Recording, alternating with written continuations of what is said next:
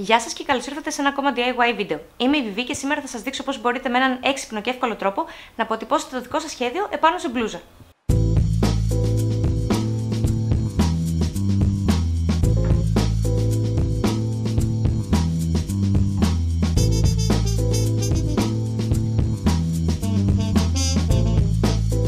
Αρχικά θα εκτυπώσετε το σχέδιο που επιθυμείτε σε λέιζερ εκτυπωτή και σε μορφή καθρέφτη.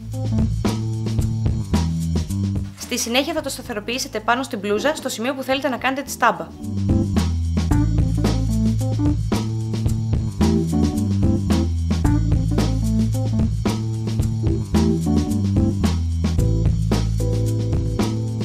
Έπειτα θα περνάτε σε τόνο επαγγελματικής χρήσης με ένα πινέλο και θα πατάτε τις γραμμές του σχεδίου με μια πλαστική σπάτουλα.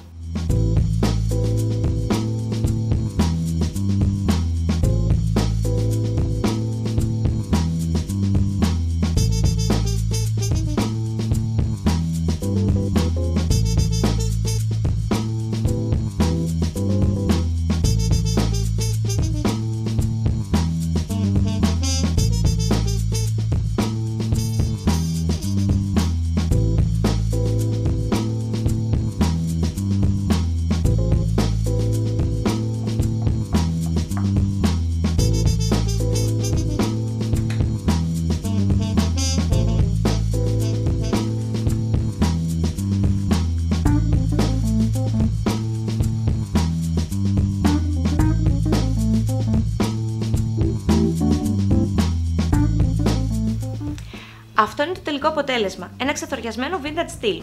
Να σας ενημερώσω πως το πλύσιμο δεν αλλοιώνεται καθόλου το σχέδιό του. Εγώ το έχω πλύνει ήδη 3 φορές και δεν έχει πάθει τίποτα.